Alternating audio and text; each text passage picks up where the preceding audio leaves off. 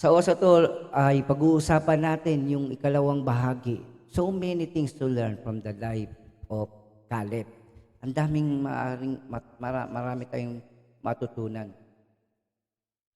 Marami tayong, marami tayong mga bagay na matutuklasan sa buhay ni Caleb na nagbunga.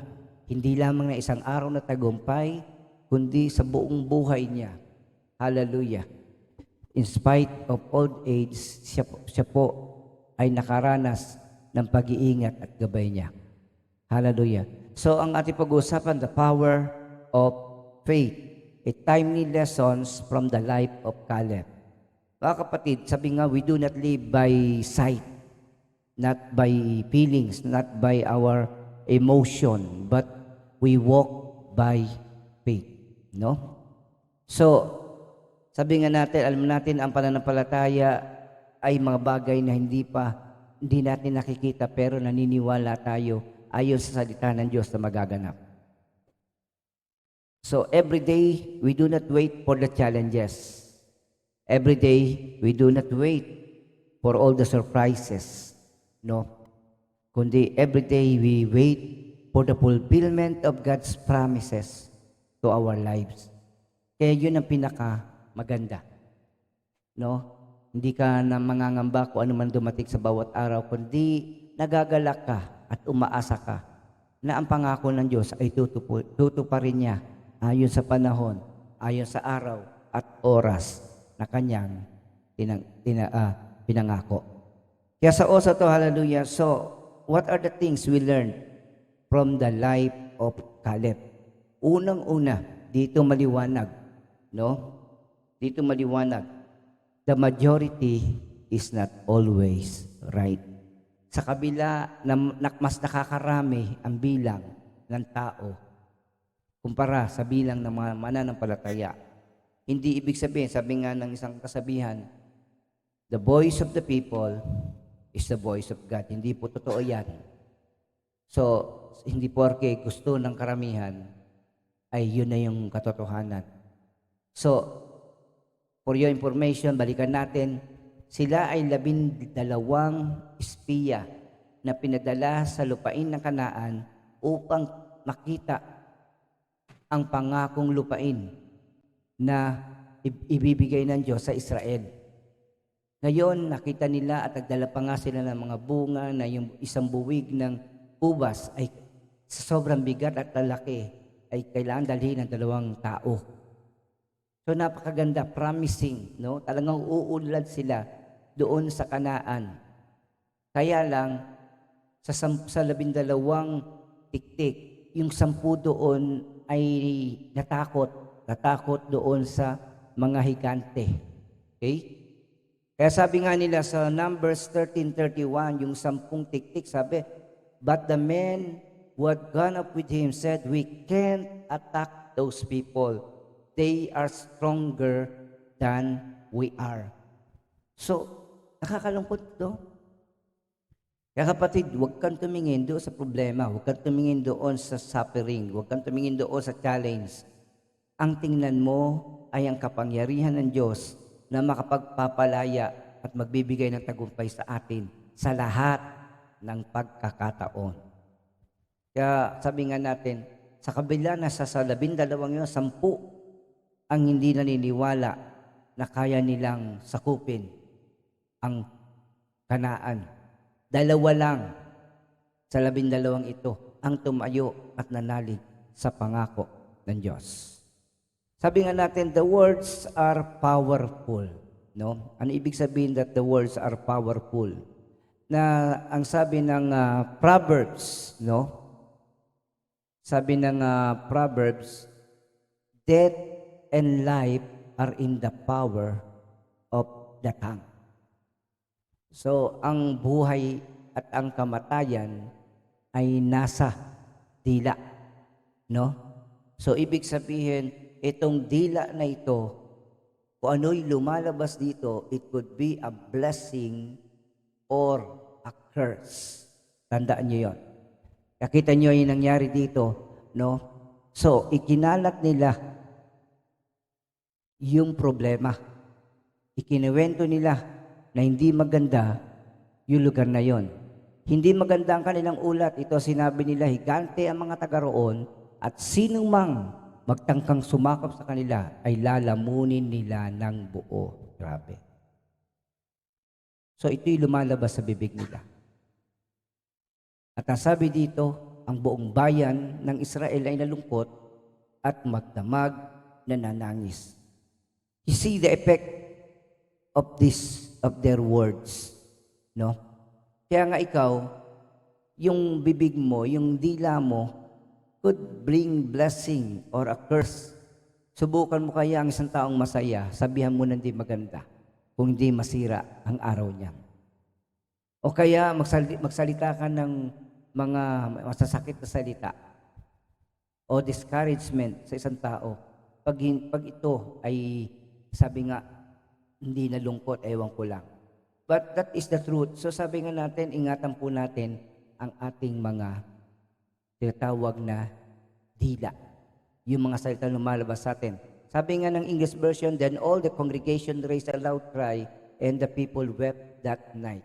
Talagang wala silang tigil, no? Sa kalungkutan dahil nakita na nila yung lupaing pangako, yung lupang pangako, pero hindi nila kayang abutin. Yun ang pagkakaintindi nila. Revelation chapter 12 verse 9, yan ang gusto ng kaaway.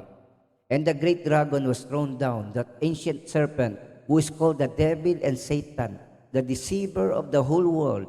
He was thrown down to the earth, and his angels were thrown down with him. Alam natin na ang kaaway is the deceiver of the whole world. Siya ang nagsasabi sa atin na hindi mo kaya. Siya ang nagpapaiwatig sa atin na huwag tayong tumuloy. Siya ang nagpapahit na ng ating loob. Ang kanyang kasinungalingan, ang kanyang mga bulong, mga kapatid. So brothers and sisters, words are powerful. If you release your word with the words of faith, then it is powerful. It will bring life. It will bring encouragement sa makaririnig. Pero tandaan nyo, kung paano ang pagsamba ay nanggagaling sa isang dila, ganun din ang pagsumpa. Kaya ingatan natin sa lahat ng pagkakataon. Sabi nga natin, we stand in our faith, wag nating i-claim, no? So, wag mo i-claim na di mo kaya. Wag mong i-claim na di ka gagaling. Wag mong i-claim na wala kang pag-asa. No, the more you say it, the more it will happen. Kaya kung negative ka at sinabi mo yon, so katulad nga sasabihin mo, kakasakit ako ngayon, then mamaya may sakit ka na. Okay? Masama masama pakiramdam mo, then masama na pakiramdam mo. So sana wag natin makalimutan mga kapatid, when God said, let there be light, and there was light. Pag sinabi ng Diyos, nagaganap. Dahil tayo mga anak ng Diyos, automatic, mana tayo sa ating Diyos. Sasabi nga natin, our words will not come out ng walang effect or consequences sa mga salitang binitawan natin. Take note. Okay? So, ulitin ko mga kapatid, anong natutunan natin dito? Unang-una, sabi nga natin, majority is not always right. Sa kabila na mas marami ang nagsasabi, ang salita pa rin at pangako ng Diyos, ang katotohanan.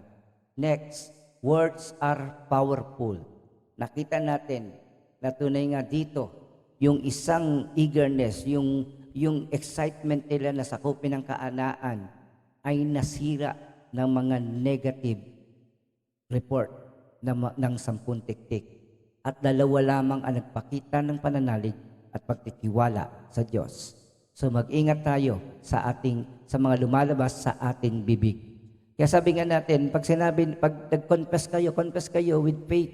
No, when you can say it, it will happen. Yun ang totoo. Hallelujah. Kaya nga sabi ituloy natin, no? Ang susunod, yung tinatawag nating human nature will find a way to break God's commandment. Yan ang nakakalungkot na yung ating pagkatao ay laging taliwas sa kalooban ng Diyos. Yung ating pagkatao, not necessarily tayo, no? Yung laman natin. yung pita na namumuhay sa ating laman. Yun ang laging opposite ang gusto. Opposite sa kalooban ng Diyos. Sabi nga ng Numbers 14:11, itinanong ni Yahweh kay Moises, hanggang kailan ako mamaliitin ng mga taong ito? Bakit hanggang ngayon ayaw pa nila akong paniwalaan sa kabila ng mga kababalagang ginawa kong nakita nila? Hello, this is very true. Kaya nga mga kapatid, gusto niyo maranasan ang kagalingan, ang katugunan sa panalangin, ang tagumpay? Kapatid, magtiwala ka sa Diyos. Panghawakan mo ang kanyang pangako. Pero paano panghawakan ang di mo alam? Paano mo panghawakan ang pangako kung di mo binabasa? Binubulay-bulay araw at gabi. Kapatid, ang sabi ng banal na kasulatan, na ang salita ng Diyos na galing sa Kanya ay hindi babalik ng hindi nagagawa ang layon nito. Katulad ng ulan, katulad ng niyebe, na babaksak sa lupa at magbubunga ito sa ating paligiran. Okay? So praise God. Sabi dito, na dahil sa di nila pagsunod sa Kanya ng buong puso, isa man sa mga nanggaling sa Ehipto na may gulang na 20 taon pataas ay hindi makararating sa lupain na Kanyang pinangako kina Abraham, Isaac at Jacob. I repeat, wala pong nakatawid sa mga tao doon na ang edad ay 20 taon pataas dahil sa kasalanan nila at katigasan ng ulo. Ang sabi ng verse 12, wala nga makarating doon libang kina Caleb at Joshua, pagkat sila lamang ang buong pusong tumalingma kay Yahweh. Hello. Susunod, be ready to be different. Huwag kang umayon sa mundong ito. Romans chapter 12, verse 2. Be ye transformed. Do not conform to this world. Mag-iba na kayo ng isip. Huwag na kayong umayon sa takbo ng mundong ito. Sa kabila na 10 ang puro negative ang balita, sa Kanaan, meron 2 lang ang nanalig. At itong 2 ito ang pinagpala ng Diyos at sila ay nakatawid sa lupang pangako. Tandaan nyo, maging si Moses ay hindi nakatawid, kundi pinayagan lamang siya na makita mula sa malayo ang lupang pangako. Kaya mga kapatid, hallelujah, itong lupang pangakong ito, narating ito at na-conquest nila Joshua at Caleb. Okay? So mga kapatid, tuloy natin ang ating sabi nga, be ready to be different. Huwag kayong mag-compromise, no? Kung ano yung kalooban ng ating Diyos. Kung ano sinabi ng Panginoon, paniwalaan nyo at panghawakan nyo, tayuan nyo, mga kapatid.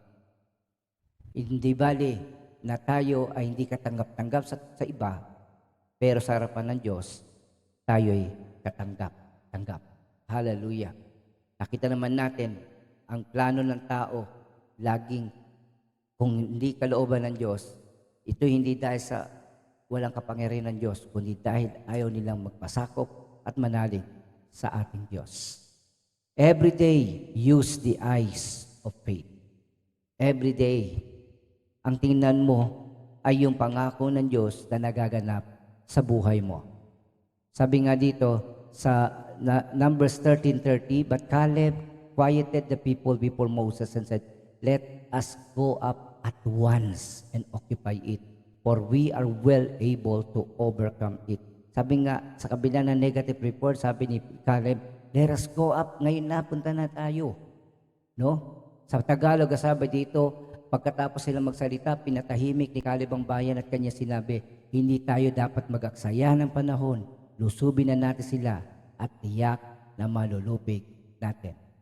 Kaya nga, sabi dito, we should go up and take possession of the land, for we can certainly do it. Kapatid, use your eyes of faith. No, wag yung physical sight mo. And then sabi nga natin, there's a time that it will all be too late. Tandaan niyo po, mga kapatid, kung sinabi ni Lord, go na, rise and go, O kaya, angkinin nyo na ang isang bagay. Mga kapatid, tatanungin natin, ready na ba kami? Kaya ko na ba? Sana maintindihan nyo nang ang Israel ay lumabas sa Ehipto. Sa paglabas pa lang nila, ay kumikilos na ang Panginoon.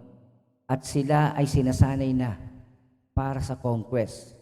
Unang-una, pinadaan sila sa isang mahabang daan upang ihanda sila, upang turuan sila paano mamuhay at maging isang malakas na bayan. Hindi kagad sila itinapat sa mga digmaan, sa mga bayan na maraming kalaban. Bagkus, idinaan sila sa ilang upang tunay nga maihanda sila. So, yung wilderness experience sila is a training period or training season nila yon. And then, ngayon na sila'y tatawid na at sasakupin na ang Kanaan. Mga kapatid, then are they ready? Yes, they are now ready. God already said, no? Binigay na ni Lord ang kanyang pangako. At sabi nga ni Caleb, tinatayuan niya ito, mga kapatid. Kapatid, kahit nandyan ang Word of God, kahit promising ang magaganap pag nanaywala ka, still, it is in the application that you will see the fulfillment of God's promise. His time, no? His Word. Ibig sabihin, sa tamang panahon na tinalaga niya at yung kanyang salita na panghawakan natin. So, brothers and sisters, when God said go, you must go. Pag sinabi ni Lord, oras na, edi oras na. Kaya kapatid, anong oras na? 8:42 o oras na ng tagumpay? Why don't you place in your comment section, oras na ng tagumpay? Hello, oras na ng tagumpay. Pastor, oras na?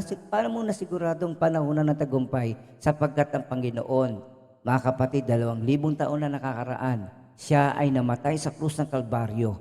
At pagkatapos, after 3 days, siya ay nabuhay na muli.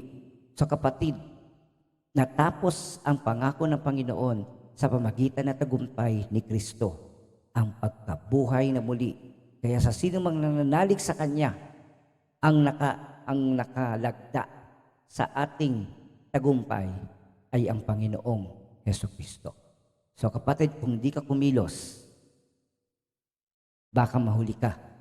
Sabi nga, malulungkot tayo, bata pa naman ako, pwede mahaba pa ang buhay ko, mahaba pa ang panahon ko, pero nakakalungkot, magugulat ka na lang, lolo ka na.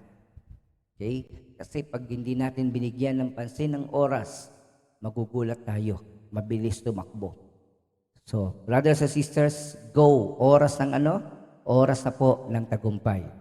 And then sabi nga natin, si Caleb sa buong buhay niya, hindi siya lumihis ng kaliwa o kanan.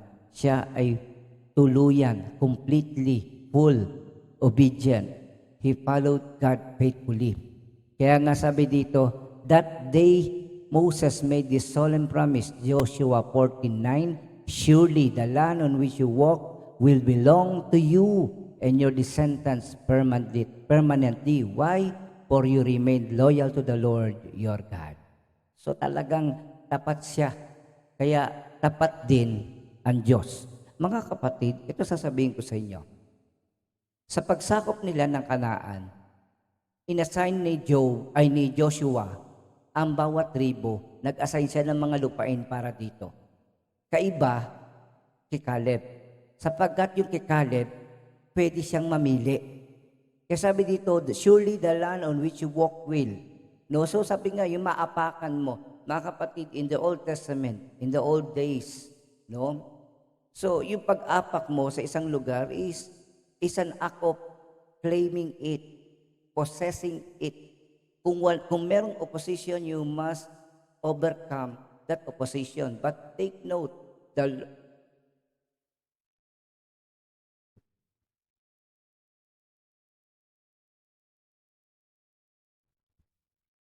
kaya mga kapatid, sa to sabi nga natin, surely the land on which you walk will belong to you and your descendants permanently.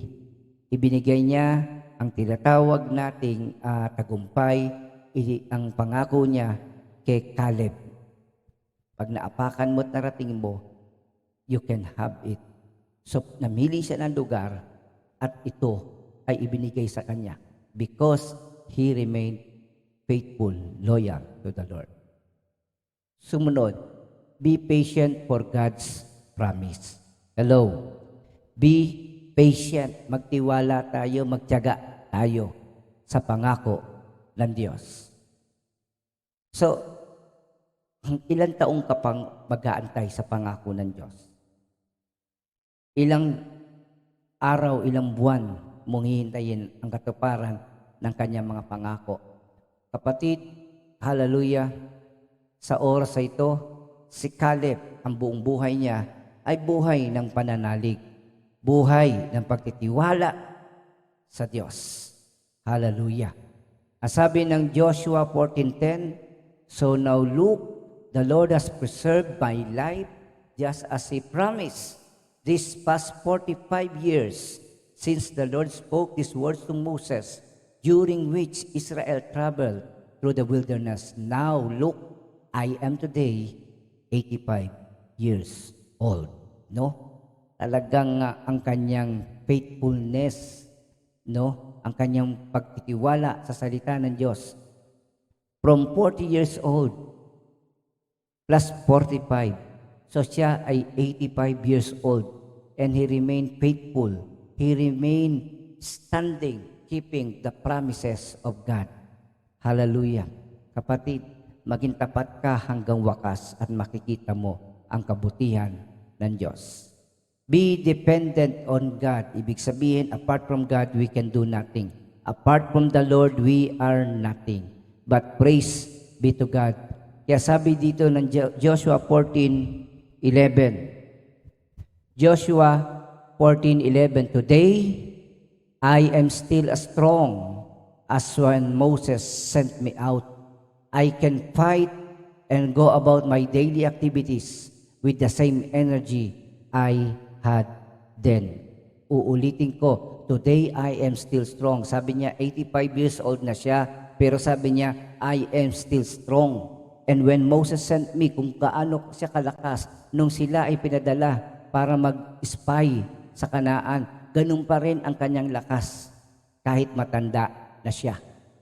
Kaya sabi ng Joshua 14:12, hiniling ni Caleb, ibigay mo sa akin, ito na ang kiniklaim niya, ito na ang gusto niya makuhang lupain. The promising part of the promised land is the land belongs to the giants. Ang pinili niya at pinangasa niyang sakupin ay ang lupain ng mga higante. Now, assign me this hill country which the Lord promised me at that time. No doubt you heard at that time that the Anakites or the giants lived there in large fortified cities. Ang pinili niya ay isang mga lupain sa burol na pinaninirahan ng mga higante. Hallelujah. Purihin ang Panginoon. No doubt. No doubt. But assuming the Lord is with me, I will conquer them as the Lord promised. So brothers and sisters, huwag niyong piliin yung madaling makuha. Dahil ang isang bagay na madaling makuha ay hindi masyadong mahalaga at madaling nawawala. Pero ang pinaghirapan, pinanampalatayanan mo at tinayuan mo mula sa mga pangako ng Diyos, kapatid, kapag nakamit mo ang tagumpay, iba yung kaligayahan. Kaya brothers and sisters, let's live our faith according to the example of Caleb, na sa kabila ang pangalan niya ay, ang kahulugan ay aso, no? As negative connotation na sabi nga, sila po ay slave. But still, alam naman natin, another side of the dog, yung loyalty sa master. Yung katapatan niya sa kanyang amo. Yung kanyang buhay ay sa kanyang amo. So brothers and sisters, hallelujah. Dala-dala ng pangalan ni Caleb, ang loyalty kay Yahweh. Mula sa kanyang kabataan hanggang sa kanyang pagtanda. May every one of us reach 85 years old, still faithful and strong, claiming and conquering giants every day. In Jesus' mighty name, amen. God bless you. Pagpalain tayo ng ating Diyos na buhay. Pasensya na po sa pagkaputol ng ating signal, pero muli niyo pong maririnig ito at mapapanood sa ating YouTube channel. God bless you. Sa Diyos ang papuri. Magtiwala tayo sa ating Diyos na buhay. Amen and amen.